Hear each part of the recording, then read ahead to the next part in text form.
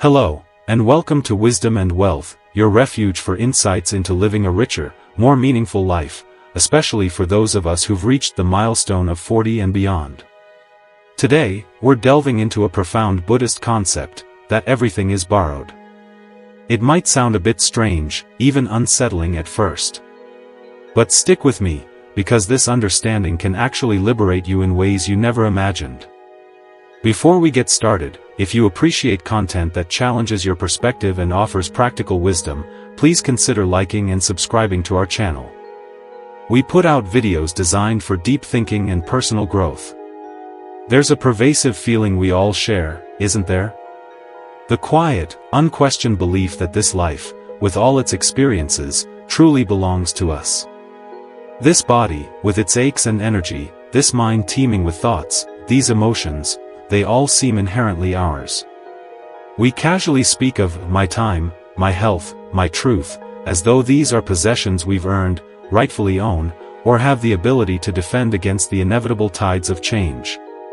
But Buddhist philosophy encourages us to pause, to take a closer look, not to destroy this sense of self entirely, but to see through the illusion.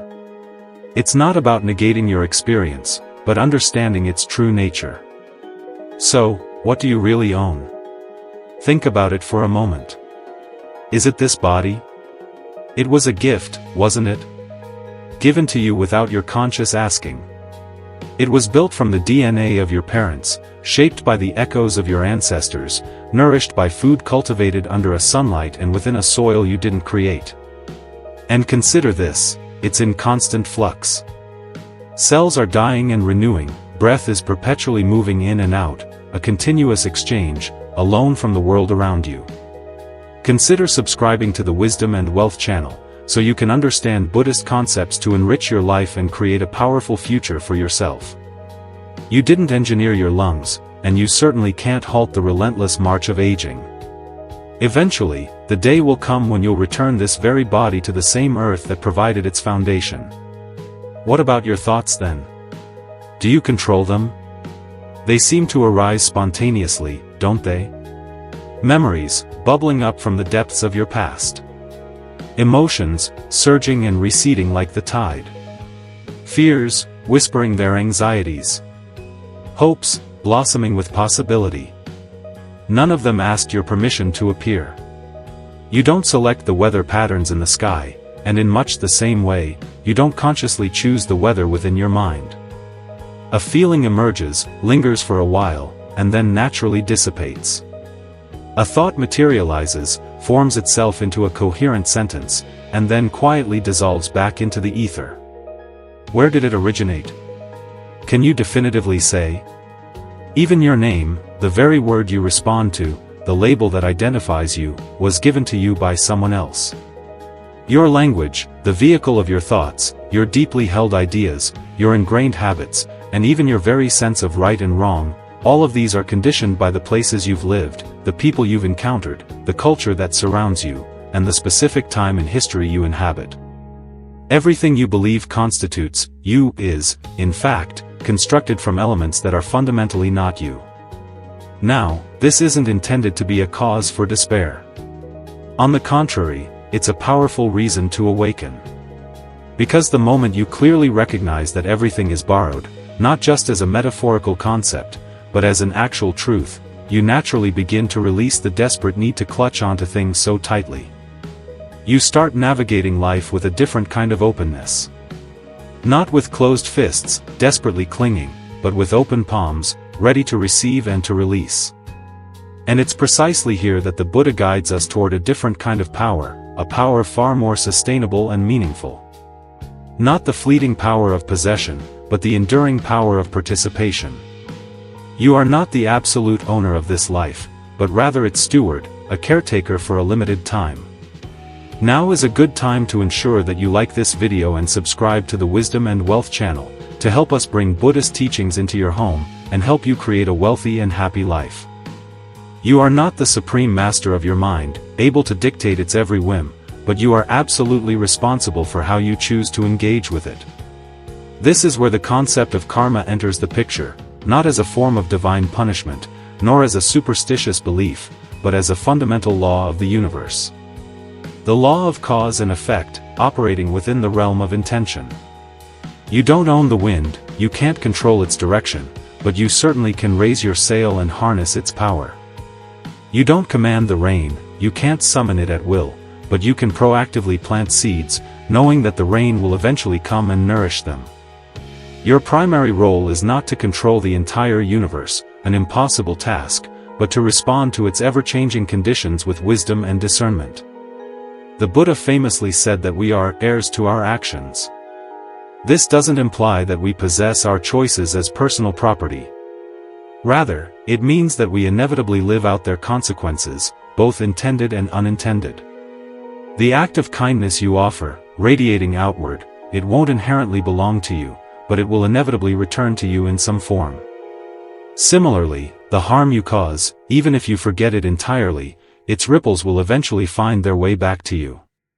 So, no, you don't ultimately own this life, this temporary existence. But you are actively shaping it, moment by moment. Not by what you outwardly claim or possess, but by how you consciously meet each and every moment. And this, perhaps, is the only thing that has ever truly been yours, the precious space between stimulus and response. The freedom to choose, to act with greed or with generosity, with fear or with clarity. Everything else, this body, this breath, this very name, is borrowed.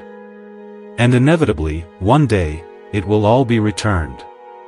This teaching, while profound, can sometimes feel distant, especially when you're deeply immersed in the everyday demands of life, paying rent, raising children, showing up to a job that might not fully ignite your passion. The concept that everything is borrowed might seem abstract, even a little cruel, in the face of such tangible realities. You might find yourself wondering, how can I possibly let go, when I feel like I can't afford to drop anything at all? But letting go, in the Buddhist sense, has never been about neglecting your responsibilities or shirking your duties. Instead, it's about seeing your life more clearly, with greater perspective and understanding. The Buddha taught the middle way, not as a mere compromise or a lukewarm approach, but as a point of precision, a way of walking through the inevitable fires of life without being consumed by them. Your duties are real. The pressures you face are real. But the crushing weight you often feel is often not from the task itself, but from the story you've attached to it. You don't simply pay bills, you might believe that you are failing if you struggle in any way. You don't just care for others, you might believe that exhaustion makes you inherently weak or inadequate. This is where the seeds of suffering truly take root, in the merging of action and identity.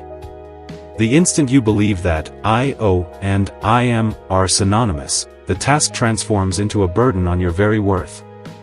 But when you begin to recognize that even these roles, parent, worker, partner, are borrowed too, something fundamental shifts.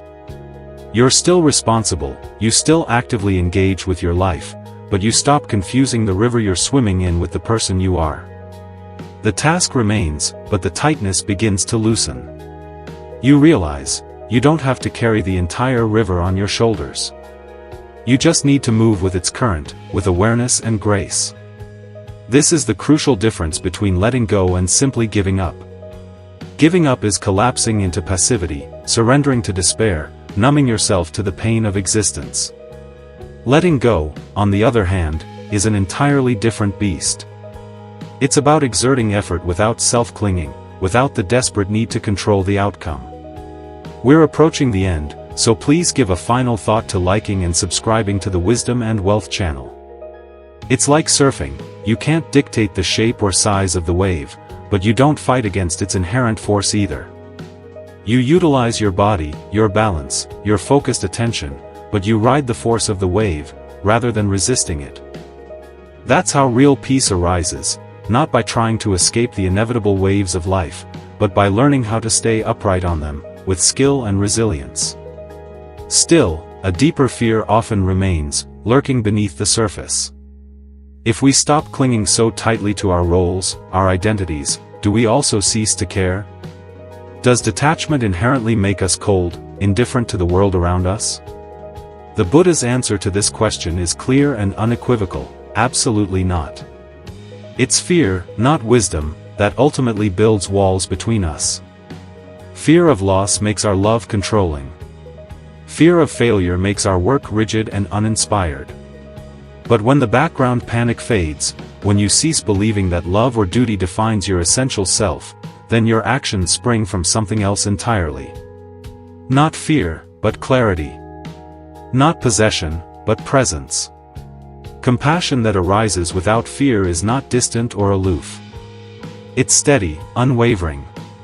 Like the steady hand of a skilled doctor, who doesn't tremble, not because she lacks empathy, but precisely because she knows what she's doing, and trusts in her abilities.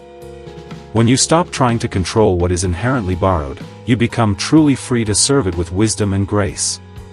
You become a better parent, a more supportive partner, a more empathetic friend, not because you hold tighter, but because you hold cleaner, with pure intentions.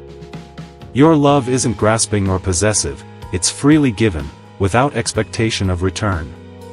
This, too, is an integral part of understanding that everything is borrowed. Your roles, your responsibilities, even the people you deeply care for. You do not own them, and they do not own you, in return.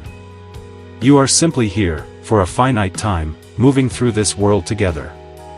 The essential question isn't how tightly you can grip onto that fleeting time. The fundamental question is, can you be fully present, fully engaged, knowing that it will inevitably end? And that's the video for today. If you found it useful, consider liking and subscribing to the channel. Thanks.